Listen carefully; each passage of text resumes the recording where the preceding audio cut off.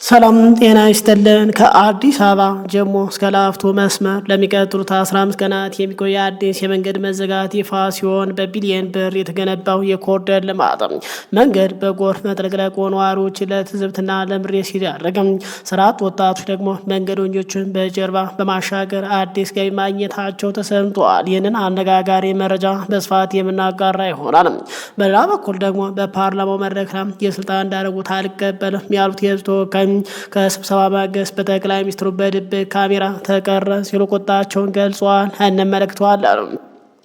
ወታደራዊ አዛዡ ሰራዊቱ በፍጥነት ወደ ካምፕ ካልተጠረነፈ እስከ መስከረም በፋኖ ከፍተኛ ኪሳራ ይገጥመናል ሲሉ ማስጠንቀቂያ በሰጡበት በዚህ ሰዓት በአሜሪካ በኩል ደግሞ ዶናልድ ትራምፕ ኢራን ልትገለኝ ከሞከረች ሙሉ በሙሉ ትወድማለች፣ 1000 ሚሳይሎች በተጠንቀቅ ላይ ናቸው ሲሉ ዛቱ። ከሀገር ውስጥ እስከ ዓለም አቀፍ የተሰሙትን እነዚህንና እጅግ አነጋጋሪ ሰበር መረጃዎች ይዘን ቀርበናል። መረጃውን ላይክ እና ሸር ማድረግ እስከ ፕሮግራሙ ፍጻሜ አብረን እንቆይ።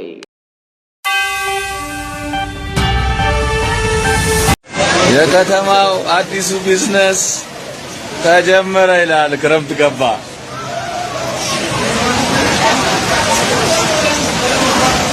የአዲስ አበባ ከተማ አስተዳደር ባለፉት ዓመታት በቢሊዮን የሚቆጠር ብር በማፍሰስ የገነባው የኮሪደር ልማት ፕሮጀክት ገና ክረምቱ ሳይጋመስ በከባድ የጎርፍ መጥለቅለቅ ፈተና ውስጥ መውደቁን የሚያሳይ መረጃዎች እየወጡ ቀጥለዋል።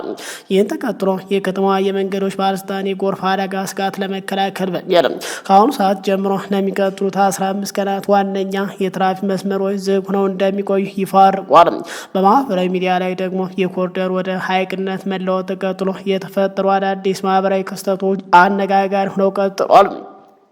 የአዲስ አበባ ከተማ መንገዶች ባለስልጣን በይፋ ባወጣው መግለጫ መሰረት በከተማ የጎርፍ አደጋ ስጋትን አስቀድሞ ለመከላከል በላፍቶ ሆስፒታል አካባቢ የቦክስ ካልቨርት አስቸኳይ ግንባታ ስራ እያከናወነ ይገኛሉ አለ። ይህንንም አፋጣኝ ግንባታ በተቀመጠለት አጭር ጊዜ ውስጥ አጠናቆ ለአገልግሎት ክፍት ለማድረግ ይቻል ዘንድ ከትናንት ሐምሌ 4 ቀን 2018 ዓ.ም ጀምሮ ለተከታታይ 15 ቀናት ከጀሞ 1 መብራት ወደ ጀሞ 3 አደባባይ የሚወስደው መስመር ለትራፊክ ፍሰት ሙሉ በሙሉ ዝግ ሆኖ የሚቆይ ይሆናል ብሏል።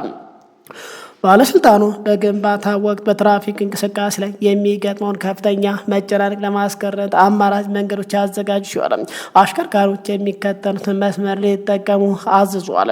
ከጀሞ 1 መብራት ወደ ጀሞ 3 አደባባይ የሚጓዝ አሽከርካሪ በላፍቶ ሆስፒታል ጀርባ ያለውን መንገድ መጠቀም ይችላል ብሏል። ከጀሞ 3 አደባባይ ወደ ጀሞ 1 የሚሄድ አሽከርካሪ ደግሞ በሃጫሉ ሁንዴሳ ጎዳና አድርገው በፓርኔሮ አደባባይ በኩል ማለፍ የሚችሉ መሆኑ ተገልጿል። ባለስልጣን መስሪያ ቤቱ ለስራው መፋጠን አሽከርካሪ የተለመደ ትብብራቸውን እንዲያደርጉ እያሳሰበ የተሻለ መንገድ ለተሻለች አዲስ አበባ በሚል መሪ ቃል ለሚከናወነው ለዚህ ልማት የህዝብ ድጋፍ ወሳኝ መሆኑን አስታውቋል። ይሁን እንጂ የይፋዊ መግለጫ በወጣበት በአሁኑ ወቅት በከተማ በቢ የሚቆጠር የሀገር በጀት ፈሶባቸው የተገነቡ የኮሪደር ልማት መንገዶችም ገና የክረምቱ ዝናብ በረታ ሲል በተቀለም በበርካታ ቦታዎች በጎርፍ ተጠቅልቀው ወደ ሀይቅነት መቀየራቸው በነዋሪዎች ዘንድ ጠንካራ ትችት አስነስቷል።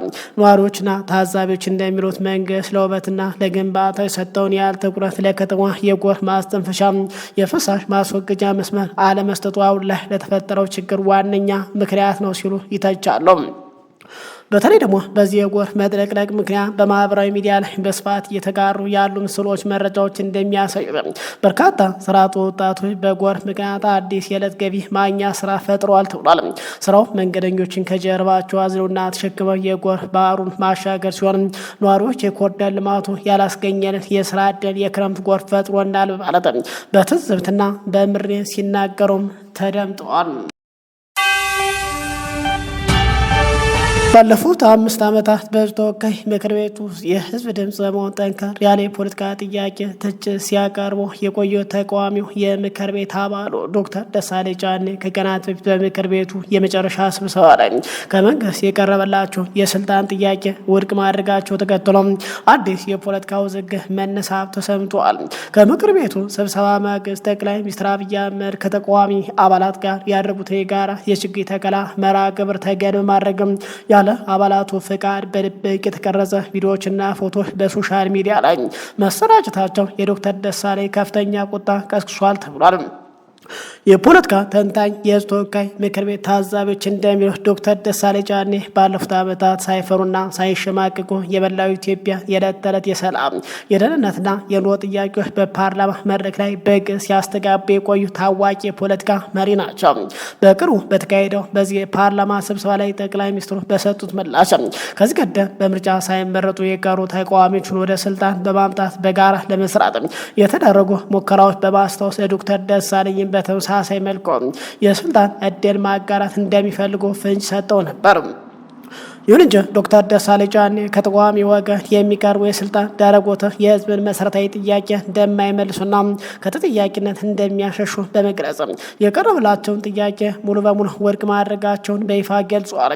ይሁን እንጂ ውዝግቡ የከረረው የፓርላማው የዕለቱ ስብሰባ ከተጠናቀቀ በኋላ ነው። ጠቅላይ ሚኒስትሩ የምክር ቤት አባላቱን ይዘው ወደ ችግኝ ተከላ በሄዱበት ወቅት ከዶክተር ደሳለኝ ጫኔና ከሌሎች የፓርላማ አባላት ጋር ሰላምታ ሲለዋወጡ ሲጨባበጡ የሚያሳይ ምስሎች በድብቅ ካሜራ ተቀርጾ የመንግስት የሶሻል ሚዲያ አራጋቢዎች እጅ እንዲገባ መደረጉ ታውቋል። ይህንን ምስልና ቪዲዮ መነሻ በማድረግ በመንግስት ደጋፊ ሶሻል ሚዲያ ገጾች ላይ ዶክተር ደሳለኝ የተሰጠውን ስልጣን ተቀብሎ በልጽጓል፣ ከጠቅላይ ሚኒስትር ጋርም ስምምነት ላይ ደርሷል የሚሉ ሰፊ ዘመቻዎች በድንገት ተከፍተው እንደነበር ይታወሳል። ይህን ተከትሎ ዶክተር ደሳለኝ ጫኔ በሰጡ ምላሽ የተከፈተውን ዘመቻ ፕሮፓጋንዳ ሙሉ በሙሉ አስተባብሯል።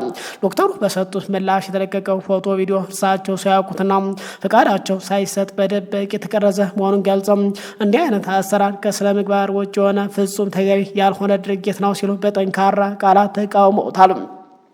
ማንኛውም ፎቶ ሆነ ቪዲዮ ከመቀረጽና ለህዝብ ከመለቀቁ በፊት ጠቅላይ ሚኒስትሩ ሆነ የመንግስት ሚዲያዎች ባለቤቱን ማስፈቀድ ነበረባቸው ብሏል። ይህ አሰራር ተገቢ አይደለም፣ የቀረበልኝን የስልጣን ዳረጎት ፈጽሞ አልተቀበልኩም በማለት ምላሽ ሰጥቷል ሲሉ ዶክተር ደሳለኝ የመንግስት ፕሮፓጋንዳ ሴራ ማክሸፋቸውን ይፋ አድርጓል። በህዝብ ተወካዮች ምክር ቤት አባልነት ላይ ያለ ፍቃድ በድብቅ ቪዲዮ የመቅረጽና ለፖለቲካ ፍጆታ የመዋል አሰራር በሀገሪቱ የፖለቲካ ስነ ምግባር ላይ ምን አይነት ተጽዕኖ ያሳድራል? ዶክተር ደሳለኝ ጫኔ የቀረበላቸው የስልጣን ጥያቄ ውድቅ ማድረጋቸው ይታወሳል። በዚህ ጉዳይ ላይ የራሳቸውን አስተያየት እንድታጋሩን በአክብሮት ይጋበዝ። ወደ ቀጣይ መረጃ እናመራለን። በአማራ ክልል ለረጅም ወራት ዓመታት የዘለቀው የጸጥታ ቀውስና ወታደራዊ ፍጥጫ ተከትሎ ከከፍተኛ የመከላከያ ሰራዊት አመራር ዙሪያ የተካሄደ የውስጥ ግምገማና የወጡ ወታደራዊ ስጋቶች አነጋጋሪ ሆነዋል። የሰሜን ምዕራብ ዕዝ ዋና አዛዥ ሌተናል ጀነራል ብርሃኑ በቀለ ሰራዊቱ ከተሰማራባቸው የገጠር ወረዳዎች በፍጥነት ወጥቶ ወደ ካምፕ መጠርነፍ ካልቻለ በውስጥ እንዲሰራር በስምሪት ስህተቶች ሳቢያ ከፍተኛ ኪሳራ ሊገጥመው እንደሚችል አስጠነቀቁም። የሀገር መከላከያ ሰራዊት ከፍተኛ ወታደራዊ አመራሮች በመሰብሰብ በሰሞኑ ባካሄደው የአቋም መለኪያና የወቅታዊ ሁኔታ ግምገማ ላይ በአማራ ክልል እየተካሄደ ያለው የረጅም ጊዜ ውጊያ በሰራዊት ሞራልና ዝግጁነት ላይ እያሳደረ ያለውን ተጽዕኖ በሰፊው ተገምግሟል ተብሏል። በዚህ ስብሰባ ላይ የሰሜን ምዕራብ ዕዝ ዋና አዛዥ ሌተናል ጀነራል ብርሃኑ በቀለ ባሰሙት ጠንከር ያለ ወታደራዊ ሪፖርት መሰረት ሰራዊቱ በየገጠሩና በየቀበሌው ተበታትኖ መቆየቱ ለአደጋ እያጋለጡ ይገኛሉ። ጀነራሉ ባስተላለፉት ወታደራዊ ማስጠንቀቂያ ሰራዊቱ በፍጥነት ከተሰማራባቸው ገጠራማ ወረዳዎች ውስጥ በተጠናከሩ ወታደራዊ ካምፖች ውስጥ በአስቸኳይ ካልተጠረነፈ እስከሚቀጥለው መስከረም ወር ድረስ በርካታ የሰራዊት አባላት በተለያየ ምክንያት ማጣት ሊከተል እንደሚችል አስጠንቅቋል። ወታደራዊ ታዛቢዎችና የውስጥ የመረጃ ምንጮች እንደሚሉት ባለፉት 7 ዓመታት በተለያዩ የሀገሪቱ ክፍሎች የተካሄዱ ተከታታይ የውስጥ ግጭቶችም በሰራዊቱ አባላት ላይ ከፍተኛ የመሰላቸት ስሜት ፈጥሯል ተብሏል።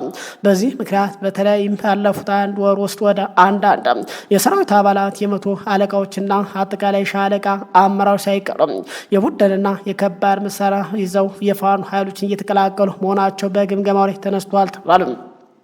ጀነራሉ በይፋ እንደገለጹ በአመራርና በስትራቴጂ ስህተቶች ምክንያት ሰራዊቱ መሳሪያዎችን ለታጣቂዎች እያስረከበ የመማረክና ከጦር ግንባር የመጥፋት አዝማሚያ በስፋት እየታየ ይገኛል ብሏል።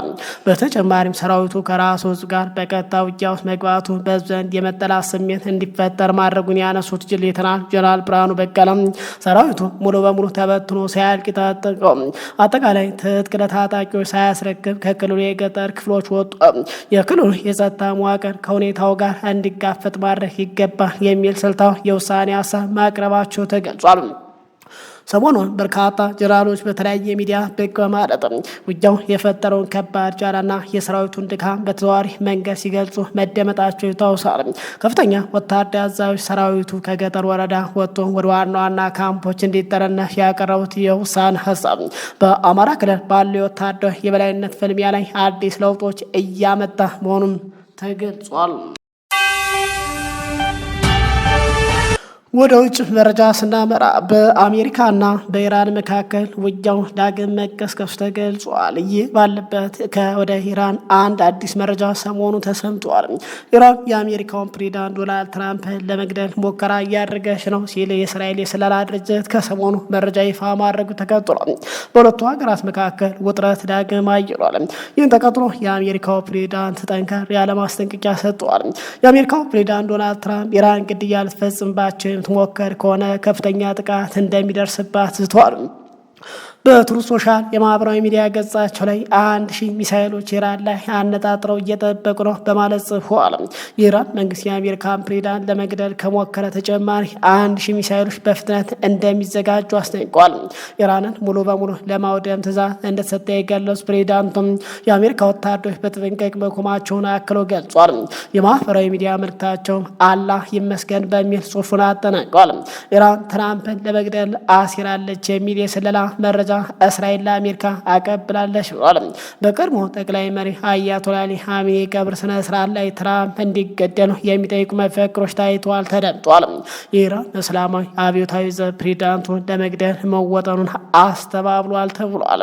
ክቡራን አድማጭ ተመልካቾች ሰዓቱ መረጃውን ይመስላል። ከሰዓታት በኋላ በሌላ አዳዲስ መረጃ በድጋሚ እንገናኛለን። እስከዛው ሰላም ቆዩ።